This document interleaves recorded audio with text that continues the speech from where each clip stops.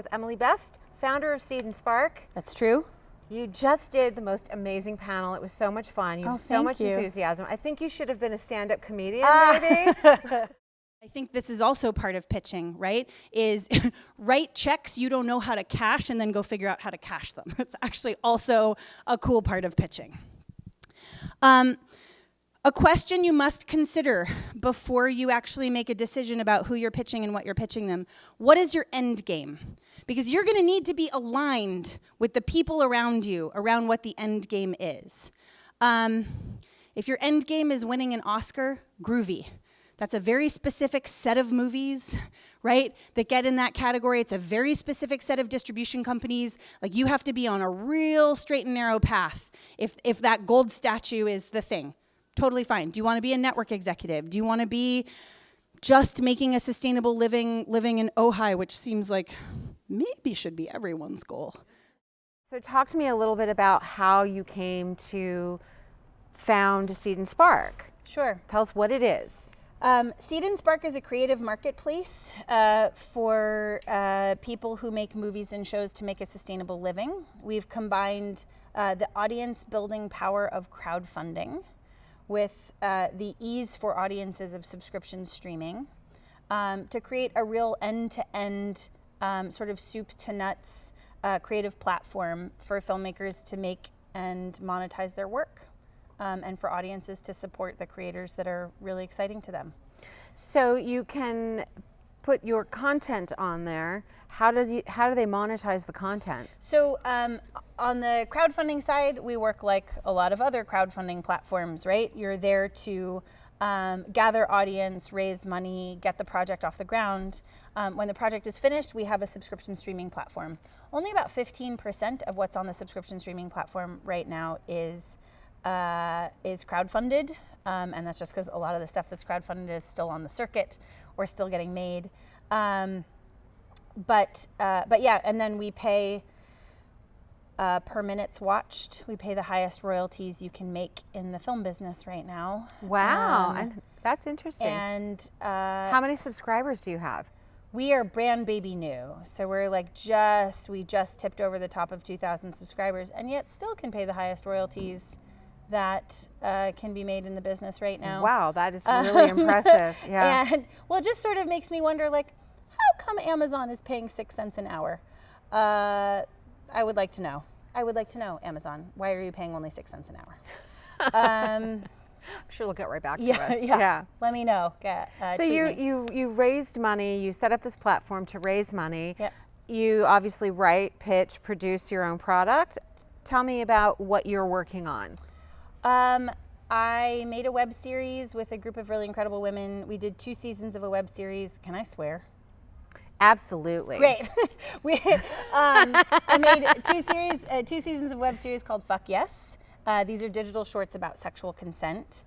And those are actually all streaming on Seed and Spark now. We were actually crowdfunding the 2nd season when the Donald Trump Access Hollywood tapes came out, and we were like, hey, if anybody ever wants to know why we need like really comprehensive and fun, enjoyable, engaging, meaningful consent education, now might be the time.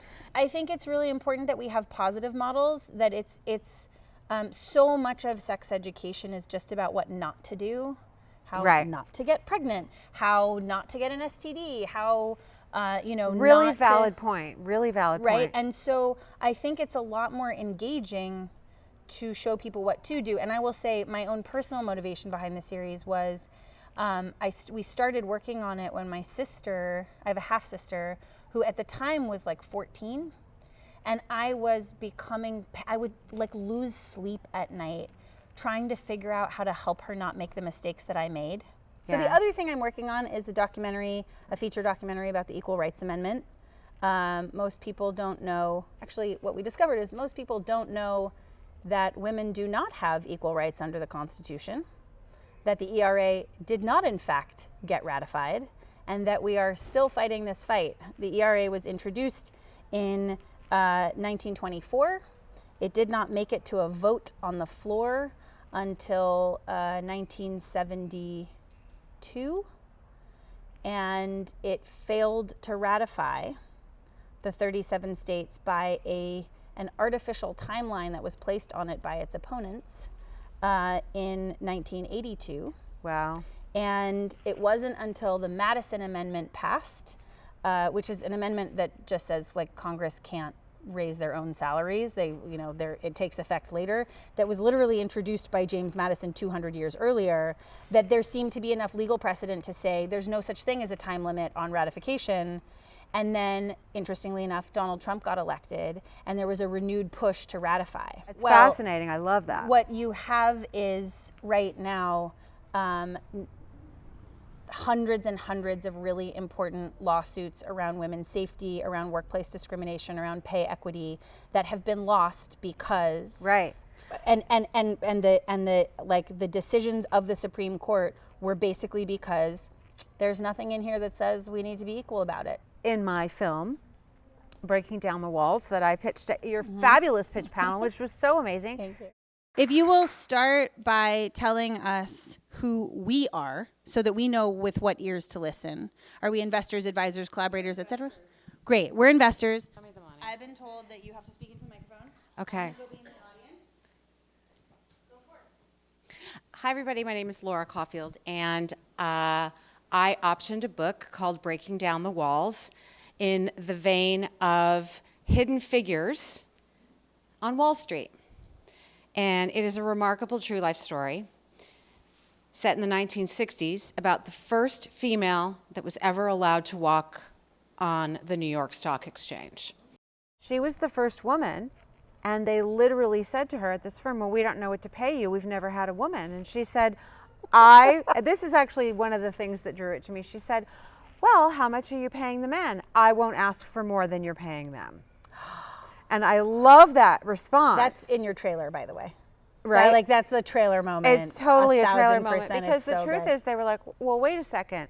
You have your husband. She's like, I don't have my husband, and I need a wife. So there's all of these misconceptions that the woman isn't going to work as hard because she's got this role at home. And I think that whole, your place is in the kitchen, as much as we're modern. And I think that the younger generations definitely are brought up with role models so that they don't have those kinds of bias, is still very prevalent. So it's interesting what you say about pay equity. The Supreme Court ruled quite the opposite. This was many years ago, and it was a Walmart case around being able to hire people into jobs with salaries based on their prior salary, right? So it went to the Supreme Court, and it was decided that yes, you could use previous salary as a barometer, even though it was demonstrably biased on the basis of sex. Right. But because we are not protected on the basis of sex,